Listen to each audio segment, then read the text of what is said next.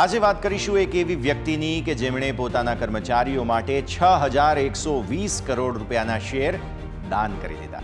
આ વ્યક્તિ એટલે બીજું કોઈ નહીં, જાણીતી transport finance company Shriram transport finance limited કંપનીના સ્થાપક આર ત્યાગરાજન. જન્મ મિડલ ક્લાસ બ્રાહ્મણ પરિવારમાં. પહેલેથી જ તેમણે મિડલ ક્લાસની આ બેડીઓમાંથી બહાર આવવાની મહેચ્છા વ્યક્ત કરી. શરૂઆતમાં 1961માં તેઓએ ન્યૂ ઇન્ડિયા અશ્યોરન્સમાં ટ્રેનિંગ લેવાનું શરૂ કર્યું. એ સમયે પેઇડ ઇન્ટર્નશીપ તેમને મળી હતી. 1972માં જ્યારે ઇન્દિરા ગાંધીની સરકારે ઇન્સ્યોરન્સ કંપનીઓને સરકારી કંપની તરીકે રાષ્ટ્રીયકરણ કર્યું, ત્યારે ત્યાગરાજનજીએ પોતાની કંપની શરૂ કરવાનો વિચાર કર્યો. તેમણે એક ચીટ ફંડની શરૂઆત કરી, એ પણ એવા સેક્ટર માટે કે જ્યાં કોઈને નફાની આશાઓ બહુ ઓછી હતી. યુઝડ ટ્રક્સ અને ટ્રાન્સપોર્ટ વાહનો માટે તેઓએ ફાઇનાન્સ કંપનીની શરૂઆત કરી.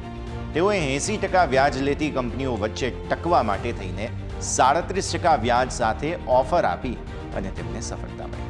1990માં તેમની કંપનીની સફળતા જોઈ અશોક લેલેન્ડ અને ટાટા મોટર્સ જેવી કંપનીઓએ શ્રીરામ ટ્રાન્સપોર્ટ ફાઇનાન્સમાં રોકાણ કરેલું. 1998માં આરબીઆઈએ જ્યારે તેમની પદ્ધતિ પર સવાલો ઉઠાવ્યા, ત્યારે ત્યાગરાજનજીએ દરેક ડિપોઝિટરની સાથે વાત કરી સૌને ભરોસો અપાવ્યો હતો. તેમનો 98% કલેક્શનનો ટ્રેક રેકોર્ડ છે અને વર્ષ 2006માં 100 કરોડનો નફો, 3,000 કરોડ રૂપિયાની મિલકતો મેનેજ કરવાનો રેકોર્ડ તેમણે નોંધાવ્યો. એ જ વર્ષે કંપનીની વેલ્યુ 1,000 કરોડ રૂપિયાને પાર થઈ ગઈ હતી. 2019માં તેઓની કંપની 1 લાખ કરોડ રૂપિયાની માર્કેટ કેપ વટાવી ગઈ.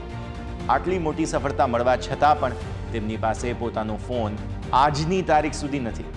સાથે સાથે માત્ર 4 લાખ રૂપિયાની ગાડીમાં તેઓ આવજા કરે છે અને તેમણે કંપનીના 6,120 કરોડના શેર્સ પોતાના કર્મચારીઓ માટે દાન પણ કરેલા છે.